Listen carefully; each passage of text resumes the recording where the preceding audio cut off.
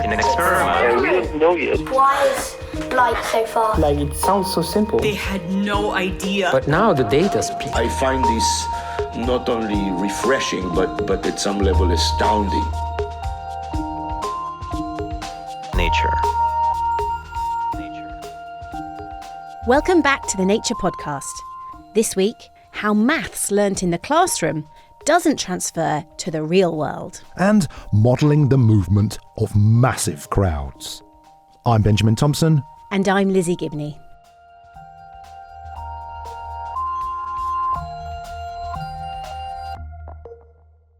First up, a new paper in Nature looks at the differences in how children learn mathematics in the real world versus the classroom, and why those math skills may not translate between the two. Here's reporter Anand Jagatia with the story. Imagine you're walking through a street market in a big city like Mumbai. There are stalls here selling everything from mobile phones to shoes, but you want to buy some vegetables. So you find a stall and you ask for some carrots. They cost 60 rupees a kilo and you go for 400 grams. You pay with a 100 rupee note. How much change are you due back? Now my mental maths is pretty bad, so it took me a while to work out the answer, 76 rupees. But in India, it's not uncommon to find young children working on market stalls like this, and they can do calculations like that one in seconds. I grew up in India. I used to tag along with my grandfather to go shopping. So I had been to markets and I could see that there were kids there, 8-year-olds who could do the mathematics involved in selling. This is Banerjee, an economist at MIT. You could buy 5 things and then give them some money and they have to give you the correct change back. Quite complicated calculations. And I would say, yes, they got it right. And this was true almost every time. He was impressed by the arithmetic agility of the kids he saw working at markets. But when he compared what he'd seen with the results from India's nationwide tests of children's maths ability, something didn't add up.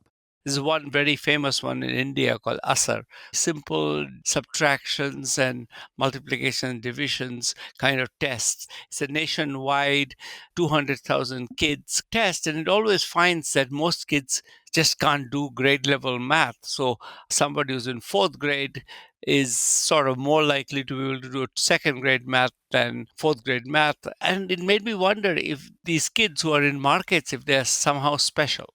Abhijit wondered if these children, who could rapidly perform complex sums in their heads at the market, had an advantage over their peers in the classroom. So to formally test this, the researchers went out into markets in Kolkata posing as undercover shoppers and bought goods from 200 kids. And we made sure these quantities were unusual. Instead of 500 grams, it was 800 grams and 600 grams, so that, it's not something you can completely do by rote. And we found what I expected, which is that the kids are very good at doing the math. And then after we did that, we actually revealed ourselves and said, look, can we actually give you the Asar test, the one I mentioned? And when we gave them the nationwide test, it was very clear that they were worse than the state average. And yet they were quite exceptional at the math that is required in selling things. The striking thing about these results, according to Abhijit, is that if anything, the market problems were harder.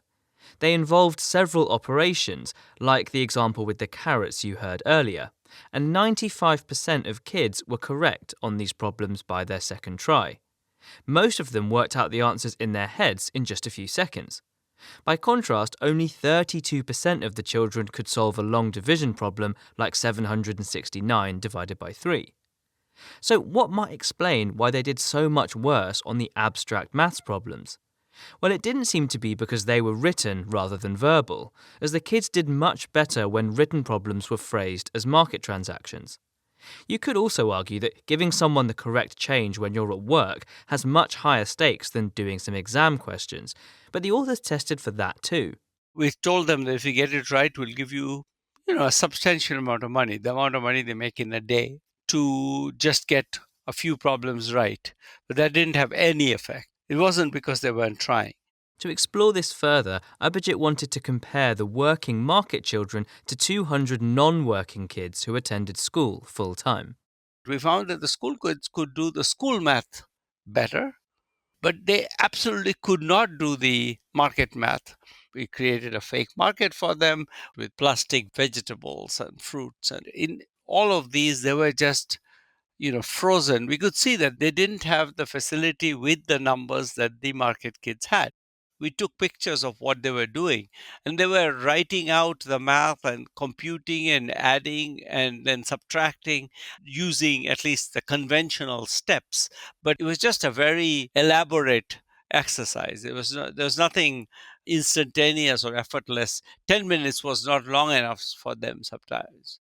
So while working children could rapidly perform multiple step calculations in their heads at the market, they couldn't leverage this ability to help them with school problems. And similarly, non-working school children, who, by the way, for their age, were on average a full school grade above the market group when it came to maths, weren't able to apply what they'd learned in school to concrete applied problems. To understand what might be going on here, many different things need to be teased apart. We know from mathematical cognition research that a lot of factors influence arithmetic performance. This is Eero Xenadu-Dervu, reader in mathematical cognition at the Department of Mathematics Education at Loughborough University, who wasn't affiliated with the research. It's influenced by age, by social class, by size of the numbers involved in the problems, the form of the task presentation. So is it purely symbolic only with Arabic digits, or is it a word problem? You also have non-cognitive factors like their children's anxious thoughts. So what I'm trying to say is that it's very hard to then only pick one dimension that will explain all of the differences you see between groups. Those caveats aside, Eero says it's perhaps not surprising that the working children did so much better than the school children on transactional calculations. They have been practicing these skills every day for a long time, and actually probably under pressure, right? And loud environments, challenging circumstances. There's an additional factor to consider here, and that's motivation for learning, which is key, I think. For working children, getting these calculations right daily is important for their and their family's livelihood. That is not a small matter, right? The more puzzling thing is why didn't those amazing mental math skills translate to more abstract maths problems, even when the same kinds of strategies could have been used to solve them? Abhijit has some observations. As soon as you say, here's a math problem for you, their entire instinctive system for manipulating these numbers seems to shut down. I think they really have disparate systems of processing. One kid once told me when I showed him the math problem, after he had done all the market math right, he said, if I could do math, I would be in school. So they think math is something else from what they do. And as soon as it's phrased as mathematics, they think they can't do it. That's our guess. And Abhijit also points out that even though they did better than the market kids, the non-working school kids also struggled with the algorithms they'd been shown in class. In other words, the series of steps they'd been taught to follow to do arithmetic, like long multiplication and division. The school kids, they learn the algorithm, but they don't learn it very well. They're actually very slow at implementing the algorithm, and they're not very accurate. And if you give them a complicated problem, they just can't do it. In general, it's not just a problem for market kids. It's a problem that cuts across all kids. Both Abhijit and Eero stress that these results have real-world consequences. Maths attainment isn't just important for academic achievement. We know that poor mathematics skills are associated with unemployment, low income, and poor quality of life. We also know that good mathematics skills are important not just for an individual, but also for society as a whole because they predict civic engagement and a country's economic growth. In light of their results, the authors say maths education needs to do more to bridge the gap between the real world and the classroom. Eero agrees. The findings of this paper resurface the importance of giving meaning to numbers and mathematics by building on children's experiences. For example, budgeting, exchange rates, sports league tables. And this can be achieved through play-based activities and hands-on activities where children get to manipulate objects or toys to better understand the mathematical ideas and their relationships. Abhijit says that maths curricula should also try to cultivate a more intuitive relationship with numbers, like that displayed by the market children. One way of doing that could be to devote more time to the skill of approximation. One of the ideas that we want to test is moving away from an exact answer to approximation, something that's much more given to intuitive reasoning. Here's a problem, who can do it fastest? We don't need to know what's the exact product of these two numbers, we need to know which of these two products is larger. So that's a very different way of thinking about mathematics. Eero agrees that our ability to estimate and have a good instinctive feel for numbers is important, and it's something she's looked at in her own research. Imagine that you're going to a shop, right? While you're doing this approximate calculation in your head, it's like a checking mechanism to see, is the amount that I'm paying approximately correct? Because if it's completely off, that mechanism will immediately identify and say, hang on a minute, a mistake has been made here, right? Both are important, both exact arithmetic, but also your ability to estimate is a very important ability, and they're linked. In my own studies, I have found that our ability to approximate, so symbolic approximate arithmetic, as we called it, was the most important predictor of future mathematics achievement. In the end, maths should be about giving children tools that can help them deal with situations inside and outside the classroom. But unfortunately, Abhijit says, that isn't always the case. What matters is kids can systematically solve problems, not that they use the right algorithm. That's something that I encountered as a school student in India, that you would do the same problem through a different method, the teachers would get upset with you. If you keep telling kids that there's one perfect way to do it and don't explain it very well, then they feel that, okay, I don't know mathematics. There is what I know how to do, and then there is mathematics. And I think that distinction is extremely costly, actually. That was Abhijit Banerjee from MIT in the US. You also heard from Eero Xenadu-Dervo from Loughborough University here in the UK. For more on that story, check out the show notes for some links. Coming up, how studying a giant fiesta in Spain provided some unexpected insights into the movements of massive crowds. Right now, though, it's time for the research highlights with Dan Fox. The long-persecuted Wolverine is recolonising Norway and Sweden, half a century after protections were put in place. Researchers analysed nearly 19,000 DNA samples from 2,550 wolverines for a multinational monitoring programme. They saw that wolverines are expanding their territory from high mountains along the border of Norway and Sweden into the neighbouring forests, at times leading to increased conflicts with herders of domestic sheep and reindeer. The analysis shows that the recovery of large predators on a landscape altered to meet human interests is possible, but the authors say that long-term monitoring will be needed to understand how the wolverine population evolves. Sink your teeth into that research in the Proceedings of the National Academy of Sciences of the United States of America. Flexible arrows with a weighted tip can achieve super propulsion and launch faster than rigid ones. Previous studies have shown that launching devices like bows impart more energy to flexible projectiles than rigid ones, an effect known as super propulsion. But this has only been experimentally validated for simple shapes. Now researchers have used a high-speed camera to chart the speed and position of arrow-like rods launched vertically. They found that flexible rods, weighted at the top, buckled quickly before they were released from the device. This boosted the amount of energy transferred from the bow compared with rigid or unweighted counterparts, and led to faster ejection speeds. The authors used simulations to show how to maximise this super propulsion effect, and saw that at its peak, a wobbly arrow's kinetic energy could be boosted to 160% of its rigid counterpart. Results, the authors say, that could lead to more efficient robot movements. Fly like an arrow to Physical Review E to see if that research hits the target.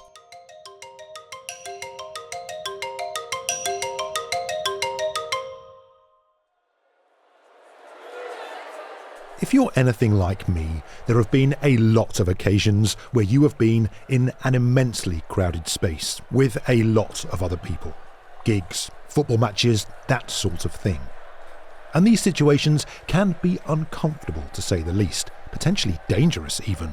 But our second story this week concentrates on even more extreme situations.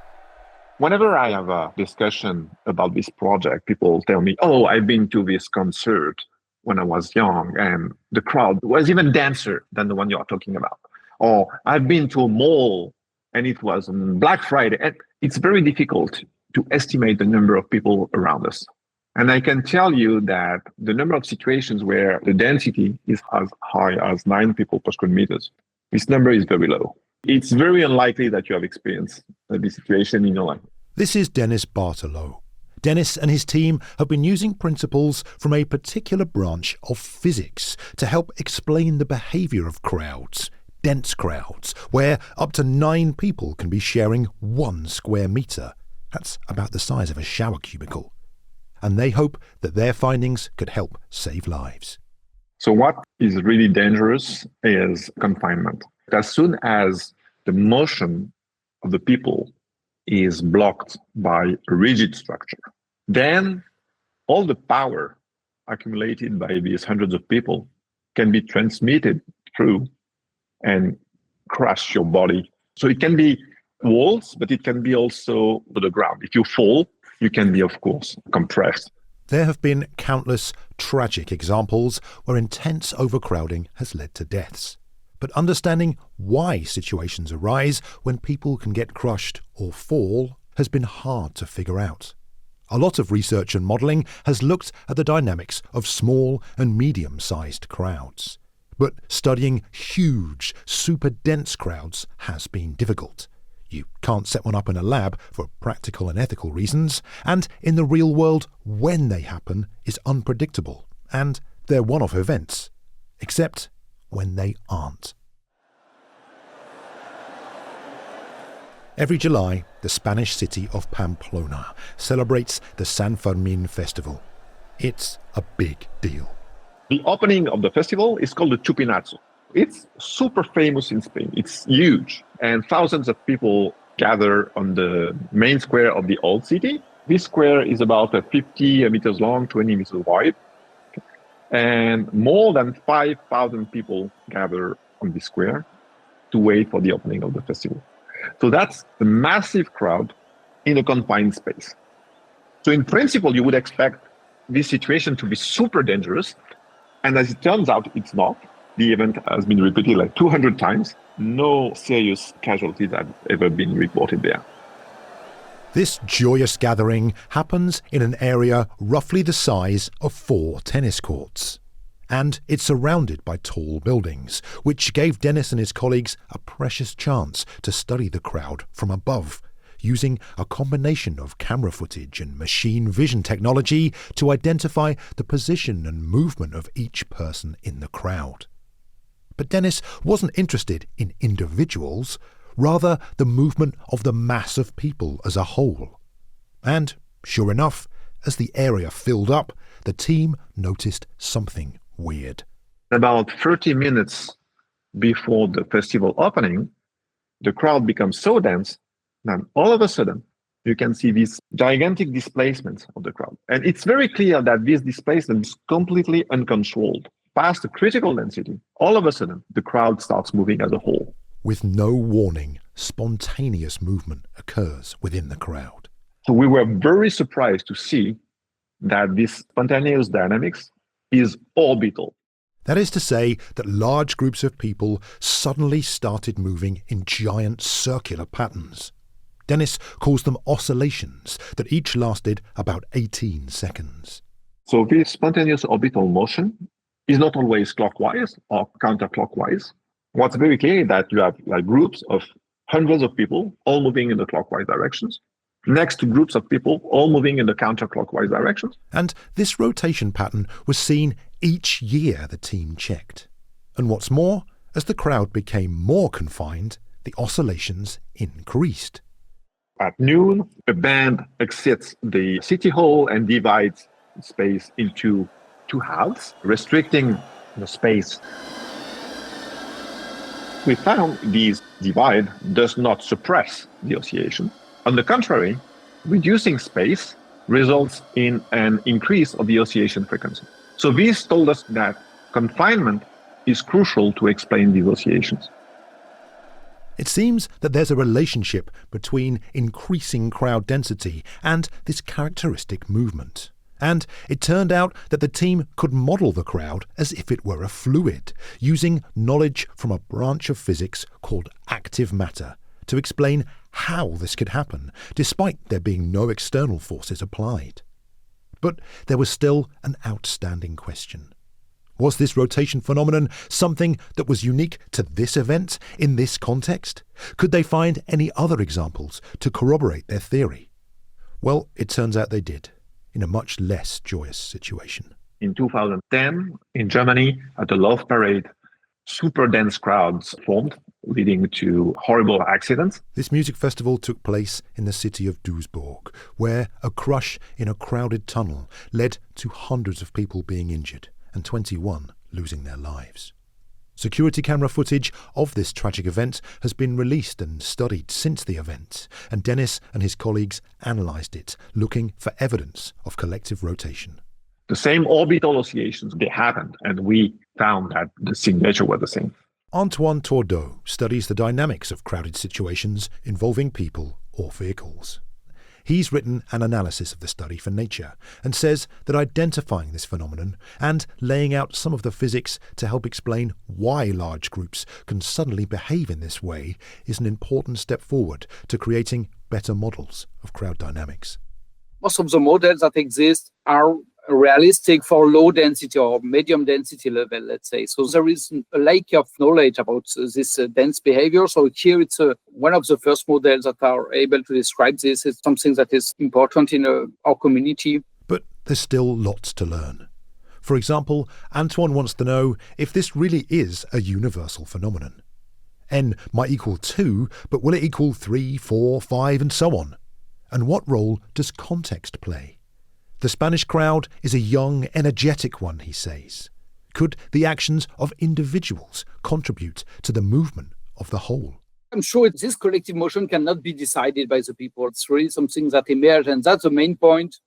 Whether it can be amplified because of the festive situation, this can be something to think about. Dennis also wants to understand the role of individual interactions, but more broadly, the exact relationship between density and space.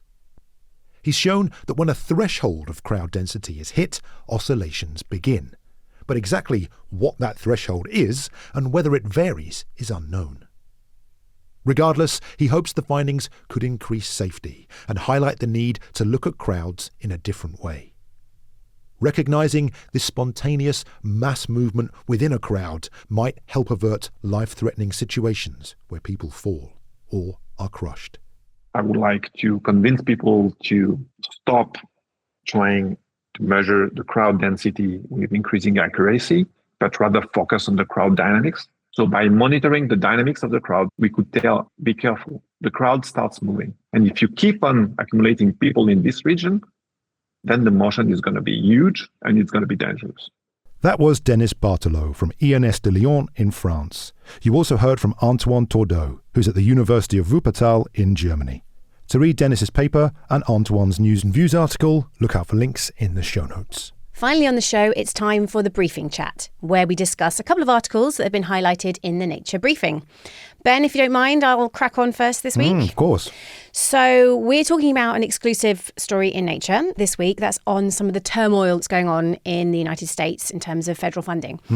So you might remember that President Trump issued an executive order that was to halt funding for diversity, equity and inclusion efforts, as well as some other areas like foreign assistance and climate science.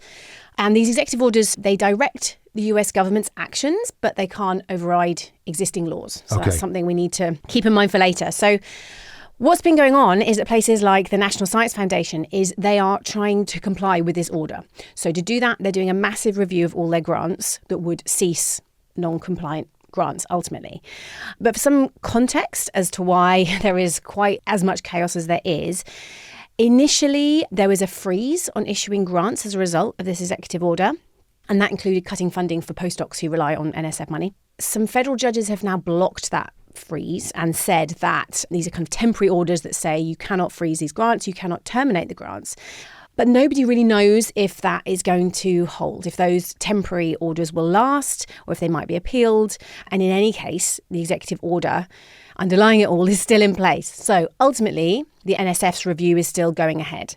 So that's what's happening at the moment. And Nature spoke to 6 employees who remained anonymous, but telling us about what is actually going on inside NSF right now. Right. I mean, obviously, funding is a perennial topic of discussion on the Nature podcast, so important for science. But what are the employees saying then? So they talked about how they're doing this review. So there are 10,000 grants that are currently flagged for review. And they're looking out for very specific criteria. So anything to do with broadening participation, words like foreign assistance, climate science, DEI, they are all things that are being flagged as being potentially non-compliant with the executive order. Directors from one directorate reviewing the grants of another. So for instance, the geoscience director is reviewing grants in social science. And what's happening is they have to indicate when a grant potentially violates the executive order, put that in a spreadsheet. That had to be done by yesterday. I was saying yesterday, today we're recording on the 4th of February. It's quite important probably to say that because this is changing very, very quickly. And so what's happening is from here on, these grants that are flagged could be cancelled, they could be archived, they could be modified. And a team at the NSF will review any revisions to the grants, and ultimately that will all go off to the Office of the Director of the NSF for the final say. Wow. So, I mean, a great deal going on then. And of course, a lot of questions remain hanging in the air. Absolutely. One big question is this even legal? So one staffer at the NSF that we quote said this executive order appears to be illegal. So in 1980, Congress mandated that the NSF should seek to broaden participation for underrepresented groups. And so the thing with the executive orders is they instruct the government's actions, but they can't override existing laws. So if there is an existing law saying that the NSF should be seeking to broaden participation, having an executive order that says that is not allowed, those things don't seem to be coherent. And there's also a lot of confusion because effectively all NSF grants include some element of broadening participation because, again, Congress mandated that when you apply for these grants, you have to describe how you're going to broaden the impacts on society, right. And that includes increasing participation of underrepresented groups. So there's effectively a chance that this executive order could affect every single NSF grant because they've been told for decades that they are supposed to be doing this. Which is, of course, a huge amount of money, I'm sure. It's a huge amount of money.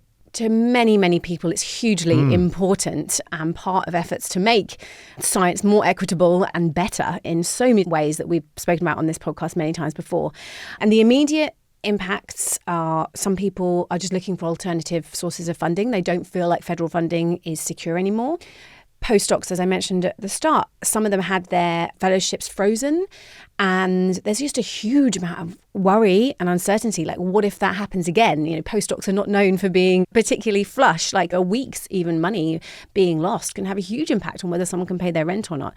And the communication itself coming out of the NSF is apparently rather cryptic. So there's an enormous amount of uncertainty, worry and turmoil. Right. I mean, there's so many different groups of people, as you say, on this continuum who are potentially going to be impacted in different ways. Absolutely. And the question I was dreading you asking me is what happens next? Because it seems like we don't know. So the federal judges have issued these temporary orders. Will they be upheld? Are there enough of them to kind of give a broad legal opinion that this reach by the president is not allowed? Or will there be appeals? You know, will they go through an appeal? Nobody really knows. All we know at the moment is that the review is happening or has happened and that some grants are very much in the firing line. Well, lots of questions, as you say there, Lizzie. And of course, there's lots of different funding streams in the US, and I'm sure a lot of that is going to be looked at. And while the answers may not be clear just yet, listeners, I would urge you to head over to nature.com/news, where our colleagues will be covering all the developments in this space. But let's move on to our second story this week, Lizzie. Couldn't be more different. It's a story I read about in Nature, based on a paper in Science. And it's about having a bit of a scratch, okay? I thought this would be some light relief, but actually I had a little look at the story and it's kind of making me shudder a little bit. Well, I don't know. Scratches can be a very satisfying thing to do, right? I actually got an insect bite last week, just on my rib cage, and I'm very good at trying to avoid scratching them, but every now and again, just a little go, God, it feels good, right, doesn't it? And researchers have been looking at what's going on when we do this kind of short-term scratching, which might help explain why it is so satisfying. And it all seems to be that it activates a very specific immune response. That's so interesting because I have always thought that it's a bad idea to scratch when you have an itch, right? Because you might cause infection. But of course we do scratch. So I've never thought that. Like, why do we have the urge if it is a bad thing? I guess you're about to tell me. Yes, I certainly hope so. Well, it turns out lots of animals do scratch, right? Not just humans. And a lot of the work I'm about to describe was in mice. Okay, now, it was thought that scratching in general maybe was to remove parasites or irritants. But if you think about a mosquito bite, that mosquito is long gone by the time you sort of get the old fingernails in there and have a little scratch. So what they've done in this instance, they've taken some mice and painted a synthetic allergen on their ear. Okay, now this induces a very specific sort of inflammation called contact dermatitis. A bit like if you touch poison ivy, that sort of thing. And when mice scratched this itch, their ears swelled up and became full of what are called neutrophils, this type of immune cell. And mice that couldn't scratch because of what they call in the article, the cone of shame, that animals have sometimes when they go to the vet, or the Elizabethan collar, and this prevented the mice from scratching, and they showed less inflammation and fewer neutrophils.